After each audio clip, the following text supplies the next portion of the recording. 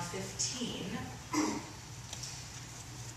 read verses 9 through 17, if you would like to follow along. This is one of those verses in the middle of John. In John's Gospel, it gets seemingly repetitive. So you feel like you're saying the same thing over and over. I'm not sure if it was intentionally trying to confuse us, or sometimes I think that it feels like it was edited very poorly, and then other times I think that it sounds exactly like trying to say really difficult things to your friends before you die, that we tend to sound pretty confusing. So, verse 9. As the Father has loved me, this is Jesus speaking, so have I loved you. Abide in my love. If you keep my commandments, you will abide in my love, just as I have kept my Father's commandments and abide in his love. These things I have spoken to you, that my joy may be in you, and that your joy may be full.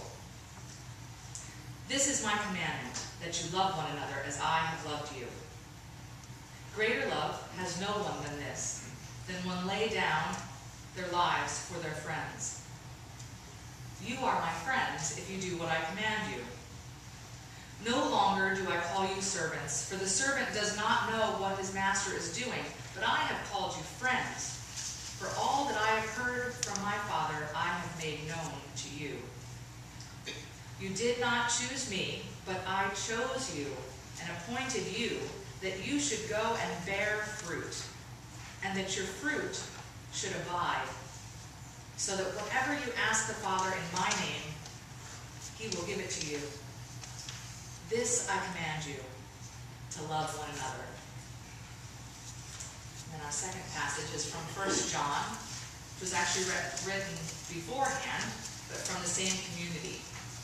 1 John chapter 5, verse 1 through 8.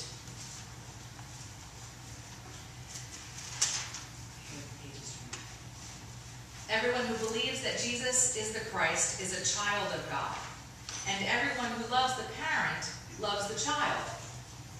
By this we know that we love the children of God, when we love God and obey God's commandments. For this is the love of God, that we keep God's commandments. And God's commandments are not burdensome. For whatever is born of God overcomes the world. And this is the victory that overcomes the world, our faith. Who is it that overcomes the world but the one who believes that Jesus is the Son of God? This is the one who came by water and blood, Jesus Christ. Not with the water only, but with the water and the blood. And the Spirit is the witness, because the Spirit is the truth. There are three witnesses, the Spirit, the water, and the blood. And these three agree. If we receive the testimony of men, the testimony of God is greater. For this testimony, I should have stopped. This testimony of God is greater. For this is the testimony of God, that he has borne witness to his Son. We believe this to be the word of God.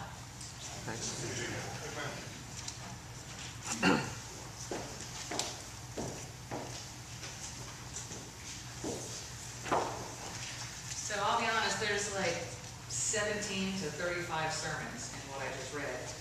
So I had to pick and choose what direction. So it's going to feel like I picked this much of what we just read. And another year, I'll preach a different one. I'll also say that sometimes when I'm writing a sermon, I get a little lost about where to start, right? And when that happens, one of the things that I do, my own trick I will give you, is that I say to myself, well, where have we been? And so travel back with me, if you will, all the way to the beginning of Lent, right? Beginning of March-ish, right? I'm going to draw a little and talk at the same time. So we started Lent talking about being a follower of Jesus, right? So this was us, all of us, right? And we're going to follow Jesus. Smiling. Right? Got it. So we're going to follow Jesus. And the first thing we learned about this following Jesus thing is that Jesus calls us to take up our cross, right? And then we even talked about, like, what would that mean, right? So if I would break it down into, like, the easiest way I understand, to take up your cross could really mean, like, if you think that a cross, I don't have one on, is kind of a basic symbol for Christianity, that it could just mean that I choose to follow the way of Jesus and not the way of Beth, right? And you can fill in your name then, right? To follow the way of Jesus, right? And so we decided, okay, we're going to do this. And so we travel a little with Jesus, and the first thing we find is Jesus really paid attention to a lot of the people on the margins of society, right? The people who were physically ill, mentally ill, people who were poor, people who were often ignored or overlooked, right? He spent a lot of time on the margins, right? So we stopped there for a little bit on our way in Lent. And then we also followed him, like, sort of around here, and we realized that Jesus prayed, right? Actually spent time, got away from everything, spent time with God. So he didn't, as much as he paid attention to the stuff, other people, and the things, the needs in the world, he also paid attention to what was happening inside of his own heart, right? He didn't ignore the things that were important to him, and he spent time talking to God about what those things were, right? In silence or whatever. And so then, if you can believe it, we came to Palm Sunday. And we had 4 accounts of different people who had been following him all around. And we found out that those 4 people had an agenda that they thought Jesus was going to follow, and then they were surprised that Jesus did not have the same agenda in mind, right? That they thought that he was going to conquer, that he was going to take over, he was going to somehow make the occupation go away, he was going to rage against the machine, right? And that's not what he did. Instead, he essentially said, I'm going to fall here. I'm going to show you that fighting and fleeing is not the only way, that I can humble myself, and he died, right? Which crushed his disciples, if we can imagine, because it's not what they expected, right? Not just expected, but like, they expected him to do it, and he did not do what they wanted to do. And so, here they are crushed, right? And then, what happens, the 3rd day, he resurrects from the dead. And then we've been talking about what Easter can possibly mean, right? So this is a totally new day. Now they have no idea what to do, because Jesus isn't there anymore. He shows up from time to time and says cryptic things. But they're trying to figure out, what did all of this mean, and how do we still follow the way of Jesus if Jesus isn't here? And we only had a little bit of time to figure it out, right? So we talked about Jesus going ahead of us. And the first thing that we said about Easter people is that Easter people are sent. Sorry, that's an S. Right? That we're not disciples anymore, we're apostles. And then we talked about taking clues from Jesus to know what to do next, since he's not here. And so the first thing we realized is that Jesus fought very hard for what was right and just.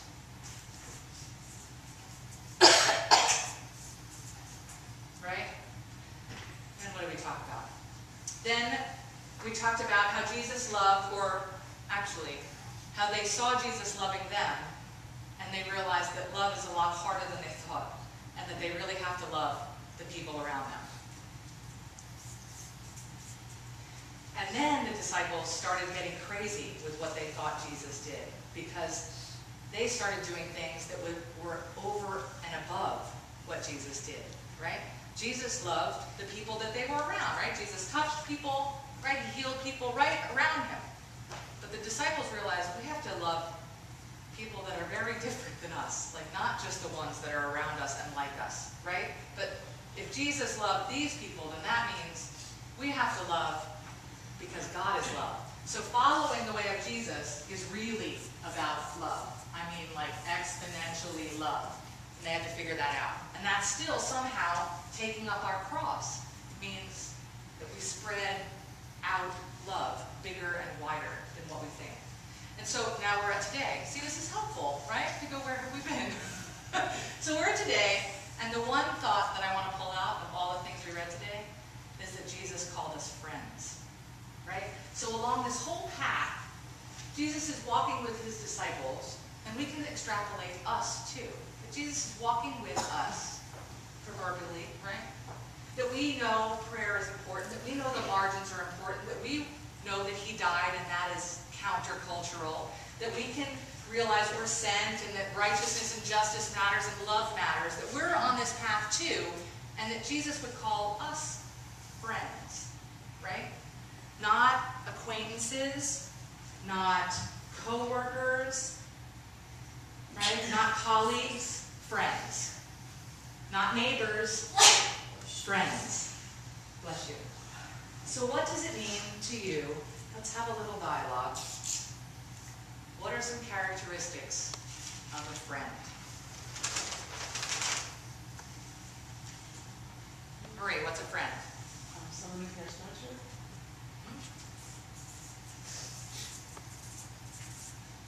I would also say that not just cares about you, but our friends seem to care about the things we care about. Is that fair to say?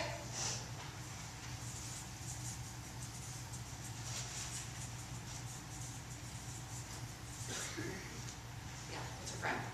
They know your flaws and they care about you anyway. That's right. You know how Pete says that? He says, your friends see right through you and they love the show.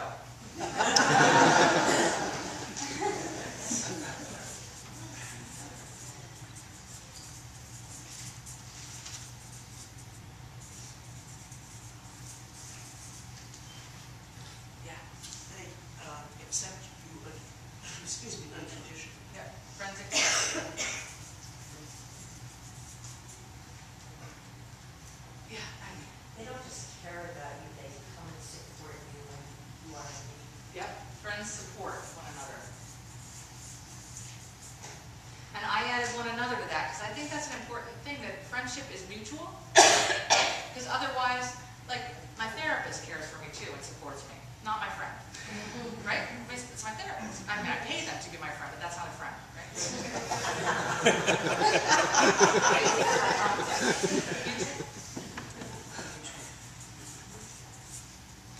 Yeah. A friend stands by you no matter what.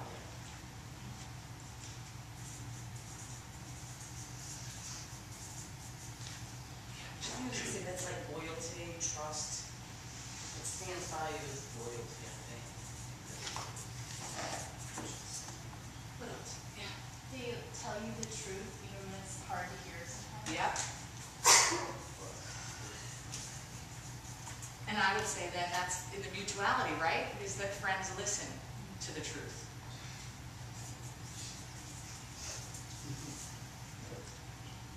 Yeah. Friends enjoy each other. Yes. Susan. This may be similar to what Aaron said, but they also challenge you and hold you accountable. Yep.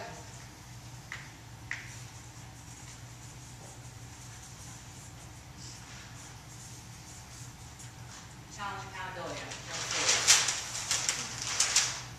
I read somewhere that friends kind of push you to be your best self, right? Which means friends sometimes see your best self, sometimes better than you do. Over time or distance, they're there. Right, so friendship is not a time or distance issue. It's not time. Debbie, what's a friendship? What's friendship mean to you? How I'm getting along with people. Yeah, friends get along with each other.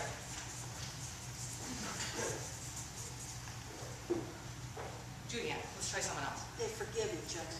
Friends forgive. Anything else we haven't? Bill? Understanding. Friends are understanding. Which I would say is hard, right? So if you're being a friend and you need to be understanding, that takes time to really listen and think.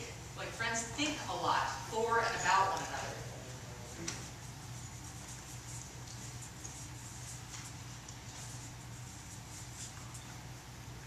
What else can we say? It's a good list. Friends care about you. Friends care about what we care about. Friends know our flaws and love us anyway. Friends accept us, support us. Friendship is a mutual supporting relationship. Friends stand by us, they're loyal, trustworthy. Friends tell us the truth, and we listen to our friends tell us the truth. Friends enjoy one another. They challenge one another, hold each other accountable. Friendship isn't a matter of time or distance. Friends get along with one another. Friends forgive one another. Friends understand or seek to understand one another. I think friends know when to just be quiet and be by you. Yep. not just do they know it, but they do it, right? I think a lot of us know when we should be quiet, but if we're really a friend, we're comfortable being quiet. Without being a good listener. Yeah, I think that was up when we were talking about understanding, but yeah, listen. Someone who hasn't gone yet, yeah. Friends make you happy. Friends make you happy. And they often know how to, too. So what if we applied some of these things to our relationship with God? Right? So if Jesus is calling us friends, right? I mean, like, now that we've made this amazing list, if Jesus calls us friends, then what happens when we apply these descriptions to our friendship with God? Right? For starters, I'm done taking stuff anymore. Do we care about what God cares about? Right? Because friendship is mutual. I mean, it's nice to think like Jesus calls me a friend, but like to really be Jesus' friend would mean that I also have to be his friend as well, right? For God, I have to be his or her friend to be friends with God, right? So how do we care about the things that God cares about? Because we spent 5 to 12 minutes today telling God about the things we care about. So do we stop and listen to the things God cares about? Right? Does God know our flaws and love us anyway? And do we know God's flaws and love God anyway? Hard to wrap our heads around. Maybe there's flaws, but every one of us has said this is not how I would run the world, right? So pretend you think that's God's flaws. God might not think it's God's flaws, but you can. And do you love God anyway? Can you accept God? Support? Be a support mutually? What does that look like to be a friend of God? To support God? Instead of just assuming that it's God's job to support us, of course, right? Because God is here for us. Is it God? Right? No, God doesn't work for us. Right? Can we stand by God in places? What does that look like? Are we loyal and trustworthy to God? I mean, these are really hard things to wrap our head around. But this is what friendship with God, and this is what Jesus says to his friends. He says, I don't call you servants anymore, right? And it's a lot easier for us to think of ourselves as servants of God, right? I serve God. I do the right things. I follow Jesus. I'm a follower of God. I'm not a friend. A friend of God? Because friend has implications, right? If I hear the truth from God, do I listen to it? Or do I ignore that? Because that's not friendship. Right? Do I enjoy God? Does it bring you joy? Right? Does your relationship with God make you happy? Do you get along with God? Sometimes. Right? If you are forgiven, do we forgive? Right? I don't know, what does it look like to forgive God? It certainly means letting go of the expectations that we have of God when God doesn't hold up the expectations we have. How can we move on from that? Are we able to be quiet when we need to with God? Or do we spend our prayer time talking? Do we understand God, right? Because one of the things I said when Bill mentioned that, right? That understanding takes an awful lot of time and effort to try to understand what it is that God is about. What is God doing? And so if we go back to the very first one, right? That we said first obvious one was that God, or that friends care about us, and that would also mean that we care about the things that our friends care about. And so each week we've highlighted different things from the outreach team. And so this week we're going to highlight the alternative gift market that happens in November. And I think that it is one of the ways, if you think about it, if you've ever been, where you get to walk around and see several things that we believe God cares about. And when we walk around, we choose to care about the things that God is caring about. So I'm going to invite Phil forward to talk a little bit about the alternative gift market.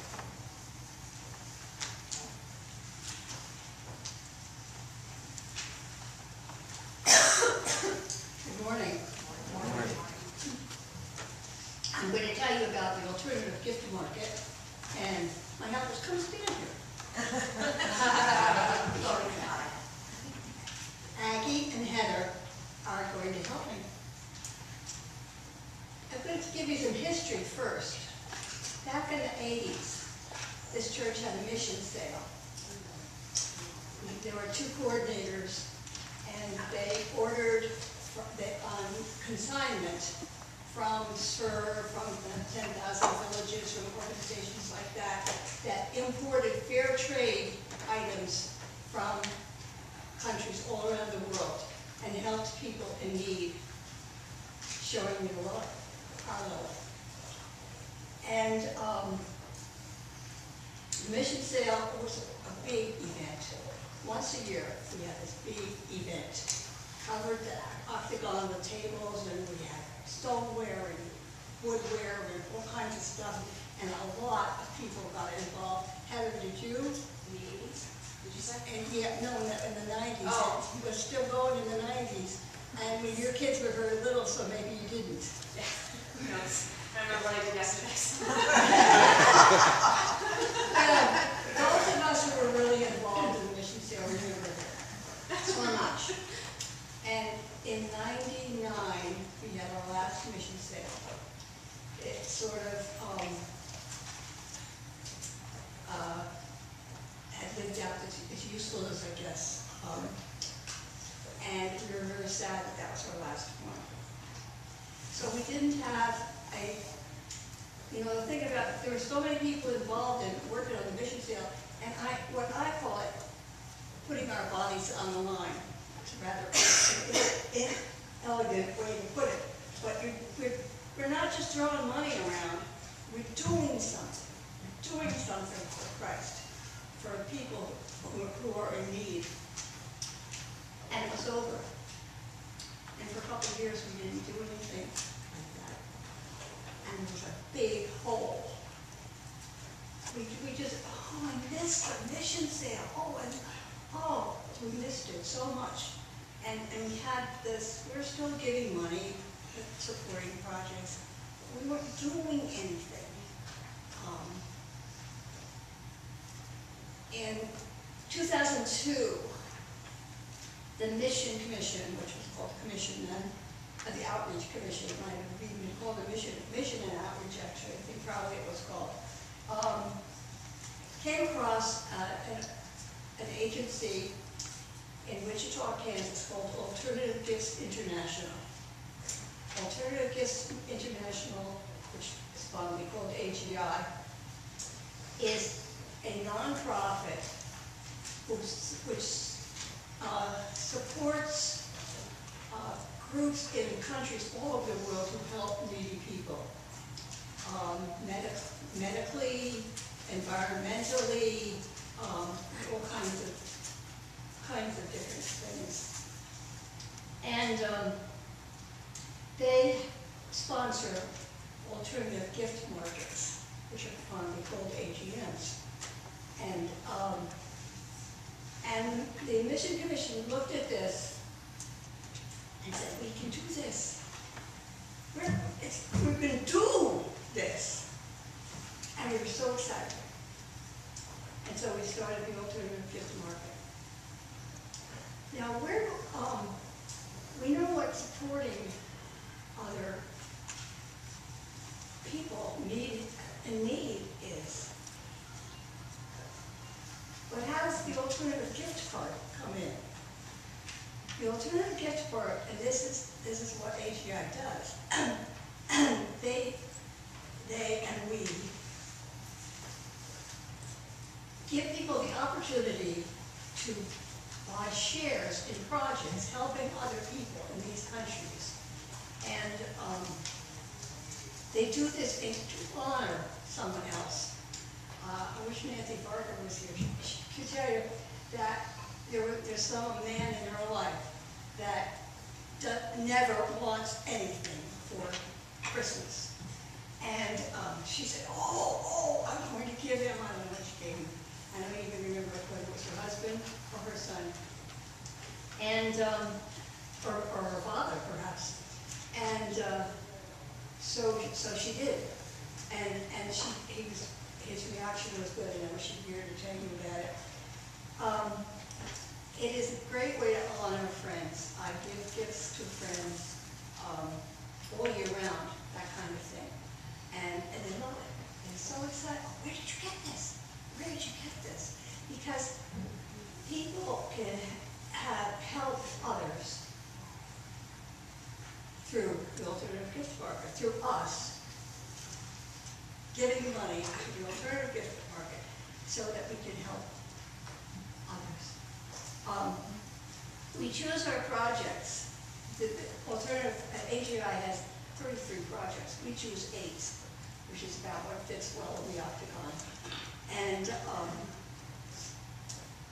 we choose that by the outreach team, it is now, votes for their favorite 8 projects, and we try to distribute it around the world in various countries and various kinds of things, in hunger, in education, in health, and environmental things. We set up and we call the people. We have 2 people on each project, and they have to learn about the project. And so that when people come to their booth to look at their display, they can say, what happened here? And Heather and Aggie and others like them will know. And they will tell them. I call these people marketers. And Heather and Aggie have been marketers. And Aggie was a new marketer last year. Can you tell us about your experience? Sure. When she called and said something about alternative gift market for Christmas, I thought, okay, I'll try it. And then the topic was Syria. Syria, Christmas. Okay, they didn't connect for me. So I went on Google. Hopefully Google gave me the right information. And when I saw the pictures of how the refugees from Syria are living in varying neighboring countries, it broke my heart to see rows and rows, thousands of tents where they are living, no water supply, no facilities. It boggles your mind. And when we think about poverty in the United States, it pales by comparison to what these people are living through. And the one thing I can remember from our table, price-wise, was $6 would buy 1,000 medical inoculations for people in need. And I thought, wow. I sometimes wonder if we shouldn't maybe have a list of some of these things for the year, that if you're stuck for something, you could just send it on your own. You know, but it was a good experience, and I would gladly do it again. Thank you for the opportunity, Bill. Thanks, Aggie. And you can do it on your own. Alternative Gifts International is on the internet. You can look them up and order, call them, or order online alternative gifts, just like we do here. And I do that. I buy at the alternative gift market. I buy lots of stuff to use throughout the year. But sometimes I run out, and then I have to call them up and ask them to send me something. So it's possible to do it all year round. Didn't know that. Heather, you've worked on lots of projects, lots of years. What kinds of things have you worked on? Last year was, Come over here. was it backpack? I can't remember if last year or the year before, it was backpacks in Burma. What I love about the alternative gift market is I'm always surprised that every year it looks amazing. Like I think, oh, this is the year we're going to lose our momentum on this. But every year you come in and you just, every pair has this enthusiasm about their project because we get to learn about another country. We get to learn about other people. We look at what they eat, how they're living, and that's something I appreciate is learning. I probably would have picked Syria if I had a choice. I think I did have a choice, but I picked backpacks because Lori already had one packed up for me, so that was easy. So I took it. And I've been giving the gifts for years. there's not many who still appreciate it, and that's okay, because the couple of people who still appreciate when I give this gift to them, one is my father-in-law, who said it was the best gift he ever got, and he looks forward to it every year, seeing what I got him. And the explanation that you get with it is great. And I forgot what else I was going to say, but yeah. So, we do this Sunday before Thanksgiving. You have heard about it a lot in the fall. And we do it so that you can buy things to give to people for Christmas. The thing I love most about the market is the spirituality. I can feel it. I can feel it in that room, in the octagon. It's just overwhelming, the excitement and the spirituality, the love that we're showing for people all over. Thank you. I was going to add one thing. I remember what I was going to say. It's a little counter to that. I love the competitiveness. If there's anybody who's competitive out there, they keep track of how many you're selling, and it's a lot of fun. It really is a lot of fun. Phil, you forgot the heifer project and serve. Heifer project. There's other things that are at the alternative market, right? And there are some gifts that you can touch that we give away from Serve too. So the thing we learned today was that Easter people are friends with God. That has implications. And so I'd like you to write a prayer on your Post-it note this week. Something that perhaps deals with being friends with God. What is your prayer when it has to do with you being a friend of God? I'll give us just a minute or two to think about that.